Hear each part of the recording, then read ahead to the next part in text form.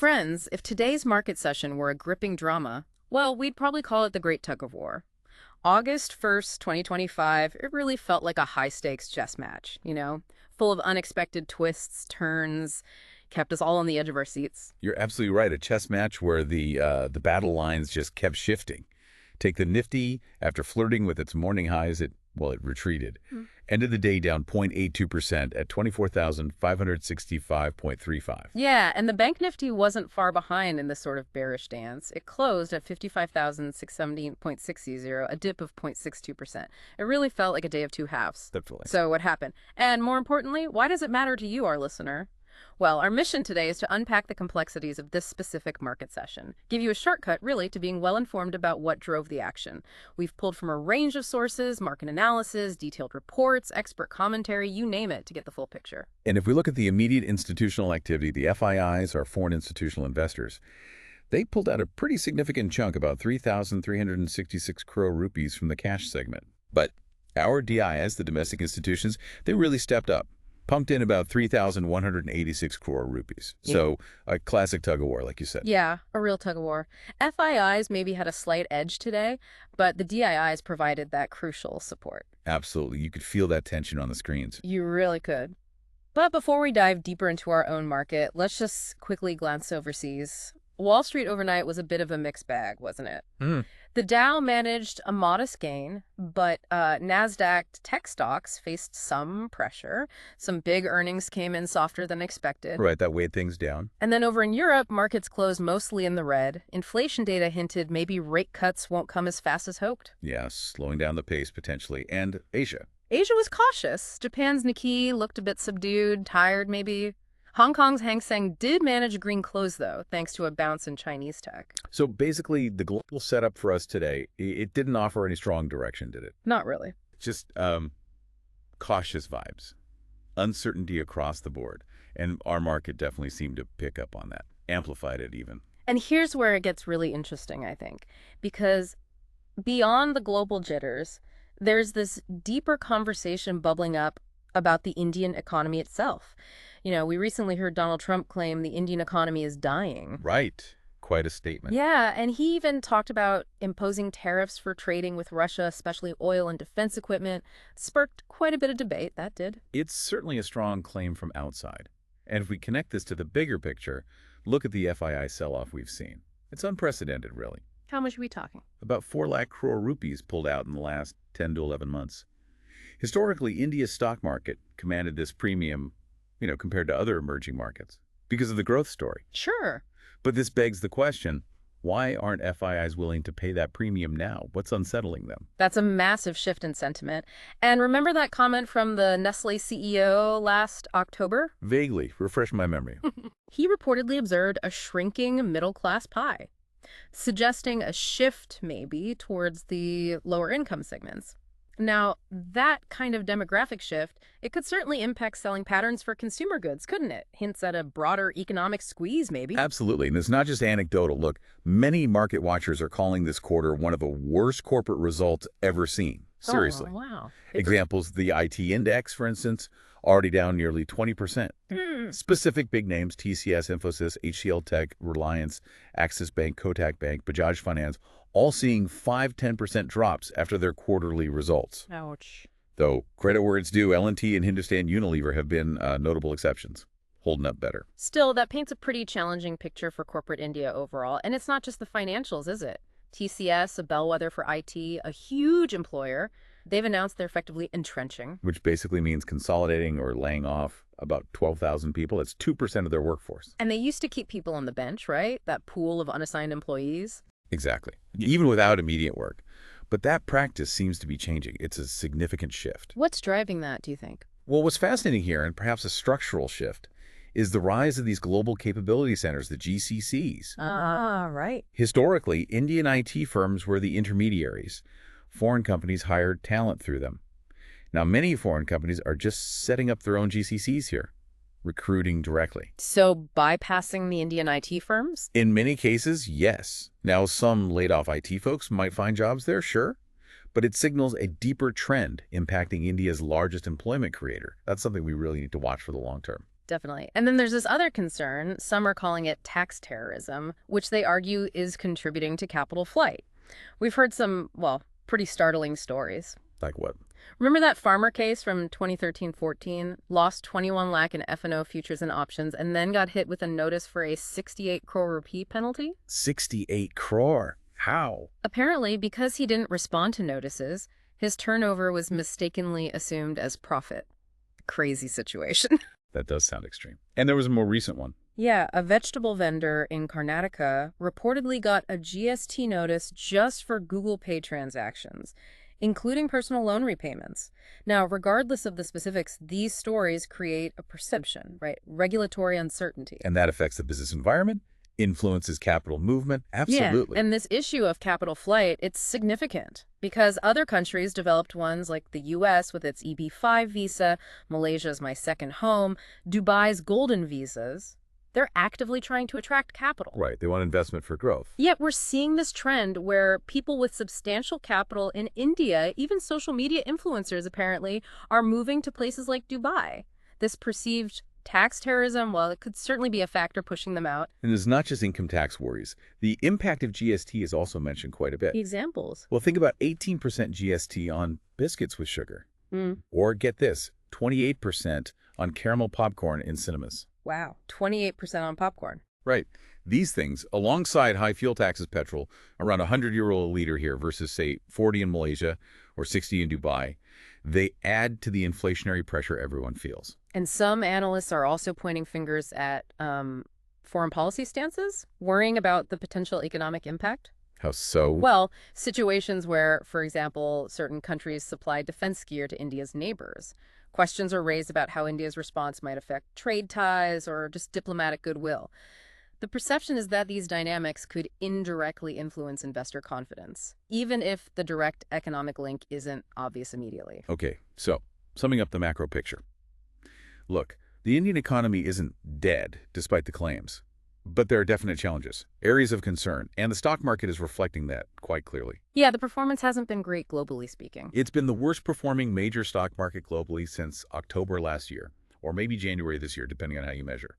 Regaining that FII confidence is absolutely critical, especially with the IT sector, our biggest job creator, facing these headwinds. That's the big picture stage set. Now let's talk specifics. The actors on August 1st. Back home, sectors told a mixed story, didn't they? Very mixed. FMCG, some auto names, they showed resilience.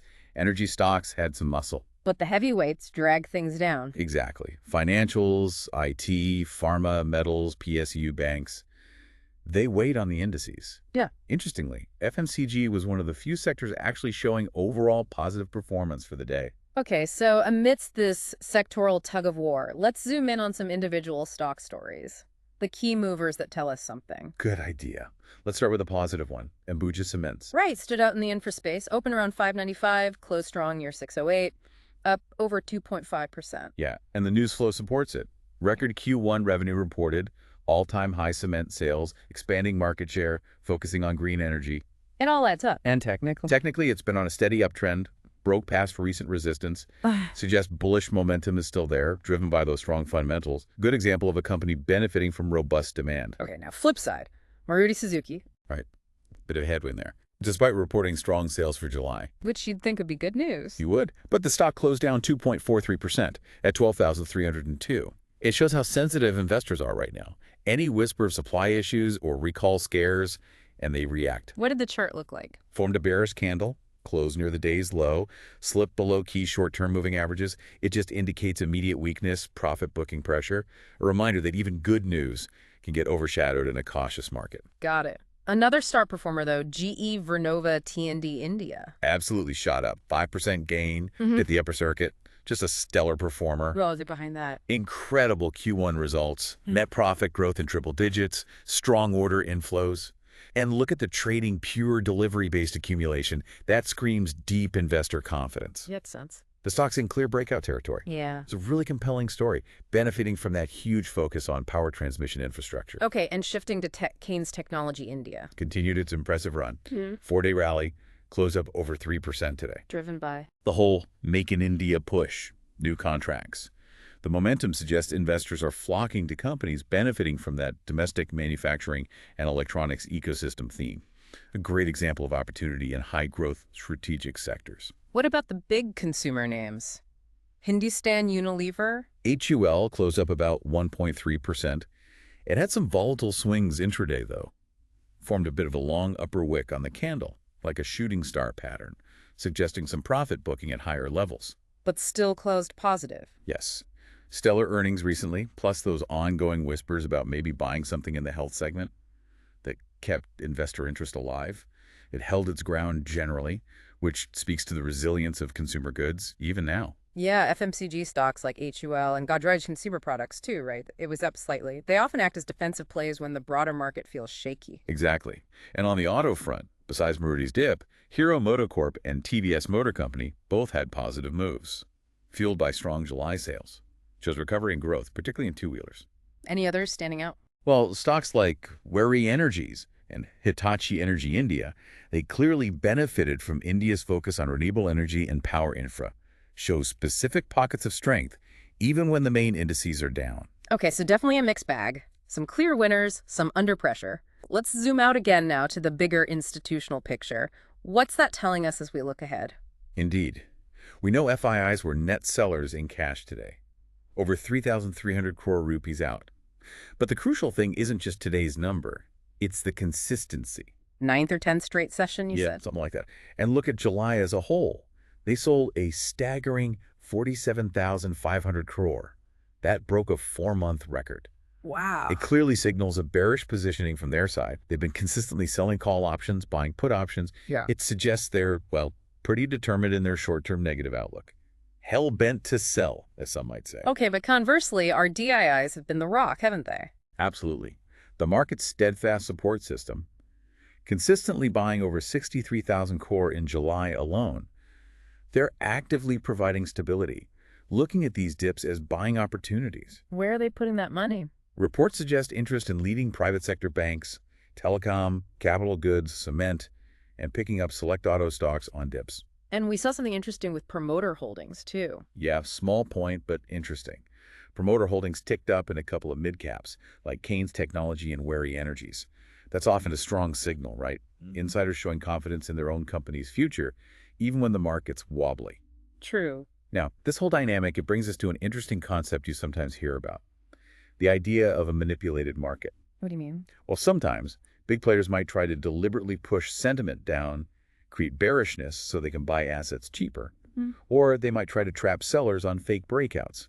It's all about playing on investor psychology to capitalize on shifts. Something to keep in the back of your mind. Fascinating point. Okay, let's also touch on some key economic updates before we get to tomorrow's playbook. The RBI MPC meeting is coming up in August. What's the expectation?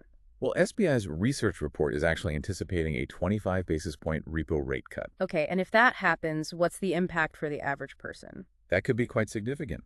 A rate cut could potentially mean lower interest rates on home loans, car loans, personal loans. Just in time for the festive season. Exactly. Could give a nice boost to festive demand, consumer spending, a potential tailwind. And speaking of positive data, the July GST collections were pretty good too. Oh, good. Up 7.5% year-on-year, reached 1.96 lakh crore. Bills on previous record highs, it indicates economic activity is holding up, which is definitely a positive sign. Okay, so some positive economic signals there. Now, what does all this mean for Nifty's weekly pattern? We've seen this rare pattern, right? 5 straight weekly red candles. Yeah, 5 consecutive red candles and closing near the week's low each time is quite unusual. Does history tell us anything here? Well, it's fascinating. If you look back at similar patterns, 2018, 2019, 2020, after 5 red weekly candles, Nifty often formed a temporary bottom, or what we call a breakdown failure. And frequently, that led to new highs eventually. So the big question is, will history repeat? Exactly. If it does, we could very well see a green candle this coming week, starting August 4th. And potentially, yes, even a push towards a new all-time high for Nifty, maybe breaking above 25,000. It's a possibility based on past behavior. And didn't you mention something about astrological events for October? Intriguing. Ah, yes. Look, my analysis incorporates cyclical patterns historical data, and other influences. It does point towards the possibility of a significant market fall later in the year, maybe October timeframe. How significant? Right, 2,000, 4,000 points in the Nifty. But importantly, the pattern suggests this would likely happen after a new high is made. So not necessarily a crash from current levels, but a pullback after a potential rally. It's a longer-term perspective to keep in mind. Very interesting. Okay, let's get practical. Tomorrow's playbook, August 4th.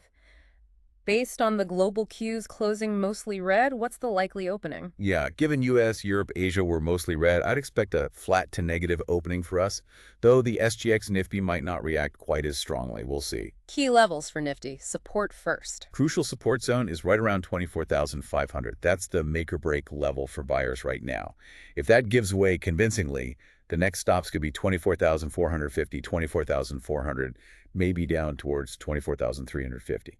Below that, you're looking at the 24,000, 24,650 gap zone. And resistance on the upside. Initial hurdle is around 24,635, then 24,695, maybe 24,700. Stronger resistance likely near 24,746, call it 24,750, then 24,600 and 800, and of course the big psychological level of 25,000. So trading strategy for tomorrow. Well, if Nifty rallies towards resistance, say 24,635 or 24,695, and you see negative price action selling pressure coming in, that could be a spot to consider selling. Wait for confirmation, though. Conversely, if Nifty breaks below, say, 24,450 convincingly, that might be a trigger to sell. On the buy side, if we see dips towards that 24,475, 24,525 support zone, and positive price action emerges, buyers stepping in, that looks like a decent risk-reward area for a potential bounce. And what signals a real upward push? To get real upside momentum going, Nifty really needs to cross that 24,745 level and do it with a strong positive candle. All right. What about Bank Nifty? Key levels there. For Bank Nifty, crucial support is around 55,500. Even stronger support historically is near 55,475 down to 55,400. That's been a solid base. And if that breaks? If 55,400 breaks convincingly, next targets could be 55,300, 55,200, maybe 55,000, even potentially down towards 54,500. Resistance levels for Bank Nifty. Look for resistance around 55,765 initially, then 55,889, maybe 55,960, 55,988. Call it 56,000 is a round number. Above that, 56,100, 56,200.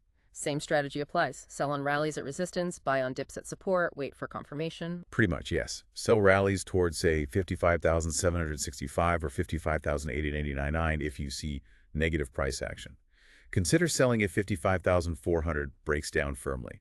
Look for buy-on dips opportunities if positive signs appear around that 55,000, 475,525 support zone. So the overall theme for tomorrow seems to be cautious consolidation, perhaps with a slight downward bias initially. That seems likely. But keep an eye out for potential short covering rallies if the market does find some footing and starts to recover. Patience and waiting for confirmation will be key. Don't jump the gun. Good advice. Any specific stocks you'll be watching closely tomorrow based on today's action? Well, for potential continued momentum or breakouts, definitely keep an eye on Ambuja Cements, GE Vernova, T&D India, though maybe wait for a slight dip there for a better entry after today's surge. Also, Keynes Technology and Wary Energies, they've shown underlying strength. And any potential reversal plays? Maruti Suzuki is interesting. If that 12,200, 12,250 support area holds, it could see a bounce.